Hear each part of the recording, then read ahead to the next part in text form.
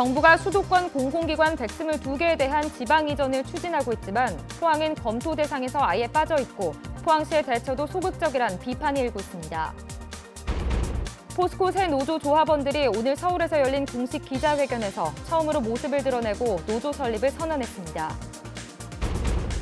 경주시가 시장과 부시장의 결재 권한 91건을 국장과 과장에게 넘기도록 해 실무진들의 책임 있는 현장 행정이 기대됩니다. 여러분 안녕하십니까. 정부가 수도권 공공기관 122개를 추가로 지방으로 이전하겠다고 밝힌 가운데 대상 지역에 포항이 빠져 있어 대책 마련이 필요하다는 지적입니다. 특히 도청은 안동으로 갔고 혁신도시는 김천에 조성되어 있어 이번에는 동해안권을 배려해야 한다는 여론이 형성되고 있습니다. 이규설 기자입니다. 공공기관 지방 이전이 발표되자 각 시도는 알짜 공공기관을 하나라도 더 유치하기 위해 발빠르게 움직이고 있습니다. 경상북도도 예외는 아닙니다. 이미 물밑 작업에 들어갔고 다양한 공공기관 유치에 도의 역량을 집결해야 한다는 목소리도 더욱 커지고 있습니다. 주식회사 한국문화진흥, 한국문화재재단, 국립박물관문화재단 등이 우리 경북도로 이전될 수 있는 당위성을 개발하고 적극 유치 작업에 착수해야 할 것입니다. 하지만 이전 대상 예정지가 북부권에 몰려 있는 건 문제가 있다는 지적입니다. 경상북도는 공공기관 이전 대상지를 김천 혁신도시를 중심으로 고려하되 도청 신도시와 신경주 KTX 역세권 부지도 검토한다는 계획입니다. 경주가 포함된 건 환영할 일이지만 지진과 철강 경기 침체로 어려움을 겪고 있는 포항은 빠져 있습니다. 이전 대상에서 제외된 구미시는 경북도만 믿고 있을 수 없어 별도 TF팀을 꾸려 환경공단과 폴리텍, 코트라 등 공공기관 유치에 전력 투구하겠다는 입장을 밝히는 등 발빠르게 움직이고 있지만 포항시는 공공기관 유치에 적극적이지 않다는 비판이 일고 있습니다. 해양이나 과학이나 이런 부분들에 대해서 적극적으로 좀 나서야 되는데 포항시에서는 이게 그냥 혁신도시로 갈 거다 또는 경북도의 의지가 관철이 되는 걸 좀 지켜보고 있는 것 같다 이런 느낌이 있어서 각 지역마다 공공기관 유치에 사활을 걸고 있습니다. 경북 동해안도 공공기관을 하나라도 더 가져오기 위해 모든 역량을 집중해야 할 때입니다. MBC 뉴스 이규설입니다. 공공기관 지방 이전을 반대하는 자유한국당을 규탄하고 지역 정치인에게는 행동을 촉구하는 성명서를 시민단체가 냈습니다. 대구 참여연대는 자유한국당이 공공기관 이전을 반대하는 것은 지방에 살 길은 안중에도 없는 얄팍한 정략일 뿐이라고 주장했습니다. 지역 정치인들은 입만 열면 지방 분권을 운운하지만 공공기관 이전 문제를 두고 지역 처지를 대변하기는커녕 당 지도부 눈치나 살피고 있다고 비판했습니다. 경주시가 시장과 부시장이 갖고 있는 91건의 결재권을 국과장에게 넘기기로 하고 사무전결 처리 규칙안을 입법 예고했습니다. 이에 따라 시장의 경우 40건의 결재권이 부시장 이하로 위임돼 결재 비율이 7.4%에서 6.3%로 줄어들고 국과장의 결재 비율은 현재 73.9%에서 75.5%로 높아지게 됩니다.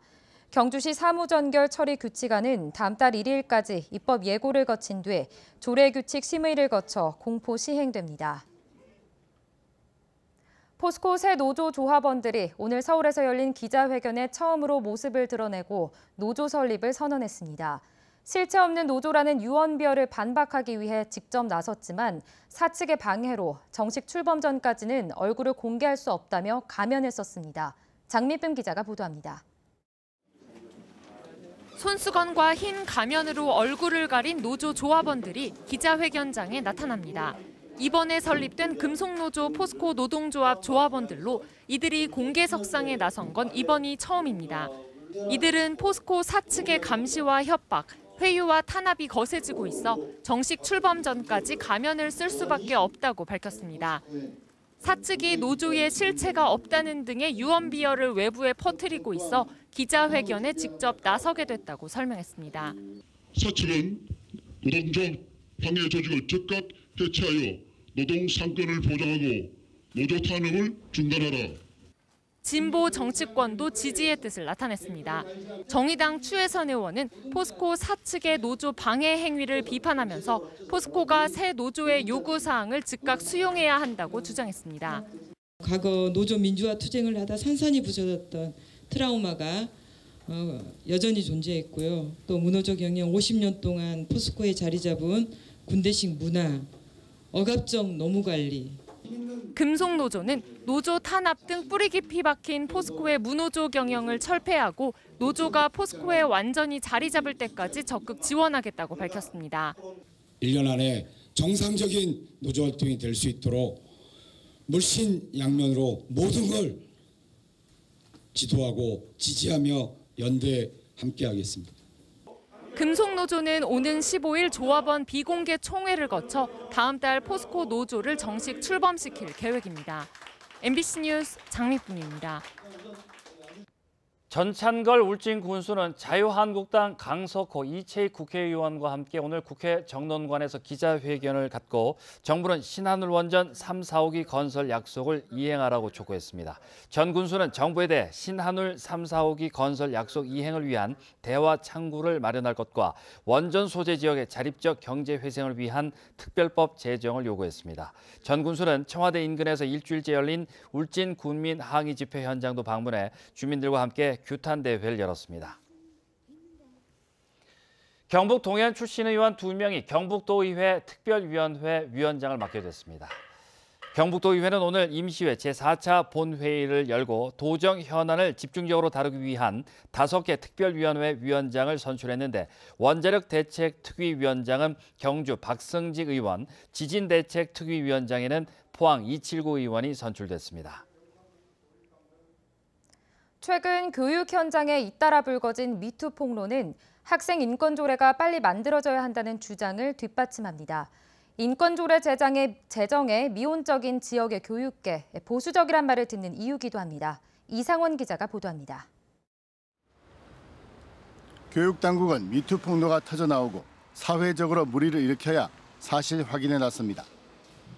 이른바 사후 약방문 대책입니다. 미투에 대한 근본 대책으로 학생 인권을 보장하는 제도적 장치, 학생인권 조례를 제정해야 한다는 주장이 제기되고 있습니다. 학생인권 조례 제정을 통해서 학생들의 인권에 대한 교육을 의무화하고 인권 옹호관을 두어서 인권 침해 사례에 대한 적극적인 구제와 예방 활동이 꼭 필요합니다.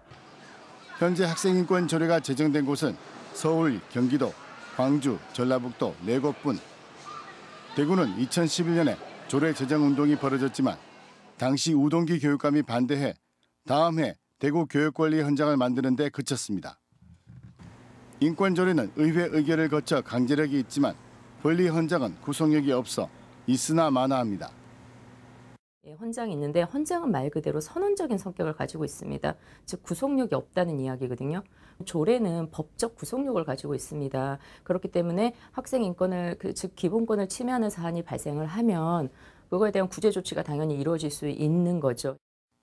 대구교육청은 교권과의 충돌을 우려하며 조례 제정은 시기상조라며 사실상 반대 입장을 보이고 있습니다. 강은희 교육감은 지난 교육감 선거에서 후보 3명 가운데 혼자만 인권 조례에 반대했고 교육감이 된 지금도 생각은 바뀌지 않았습니다. 조례까지 제정해서 꼭 이렇게 해야 되나, 그러면 또 거기에 따라서 교권에 대한 조례도 또 제정을 해야 된다든가 이런 양쪽의 문제가 있을 수 있어서 그 부분은 좀 더 현장에 맞는 형태로 시스템을 바꿔보고. 교권 침해만큼은 아주 민감한 반응을 보이는 대구 교육계가 학생 인권을 지키자는 주장에는 소극적으로 대처하고 있다는 소리를 듣고 있습니다. MBC 뉴스 이상원입니다. 경주시가 신라문화제를 명품 축제로 만든다는 전략 아래 국보 제31호인 첨성대를 옛 방식대로 축조합니다. 경주시는 월정교 북편의 축제 전까지 전체 27단 가운데 12단까지 만들고 나머지는 축제 기간인 다음 달 3일부터 9일까지 완성하기로 했습니다. 첨성대 축조 재현에는 50여 명의 동해안 석재협의회 회원들이 나서고 석재는 월정교 복원 과정에서 나온 580여 톤의 남은 돌을 사용하게 됩니다. 영덕군은 송이 채취철에 맞춰 오는 17일부터 다음 달 21일까지 영덕 구민운동장과 영해면 7번 국도 휴게소 두 곳에서 영덕 송이 장터를 운영합니다. 송이 장터에는 42개 부스가 설치돼 영덕산 송이를 소량이나 소액으로 판매하고 다양한 농수 임산물도 판매합니다. 산림조합 중앙회 기준으로 지난해 영덕군의 송이 생산량은 20.4톤으로 전국 생산량의 26%를 차지하고 농가 소득은 43억여 원에 이릅니다. 오준기 더불어민주당 포항 북구위원장은 오늘 기자간담회를 열고 지역 현안 해결에 기여하겠다고 밝혔습니다.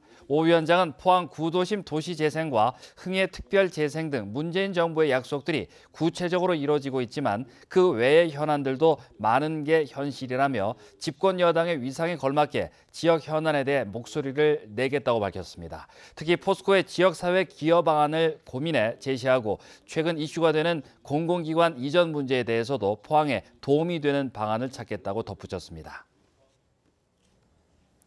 오늘 경북 동해안은 기압골의 영향으로 곳곳에 비가 내렸습니다.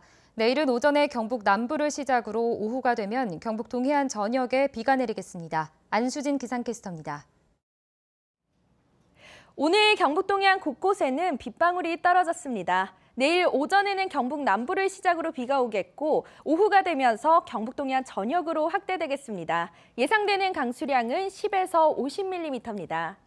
아침 기온과 낮 기온 모두 오늘과 비슷하겠는데요. 다만 비가 오면서 가시거리가 짧겠습니다. 교통안전사고에 유의하시기 바랍니다.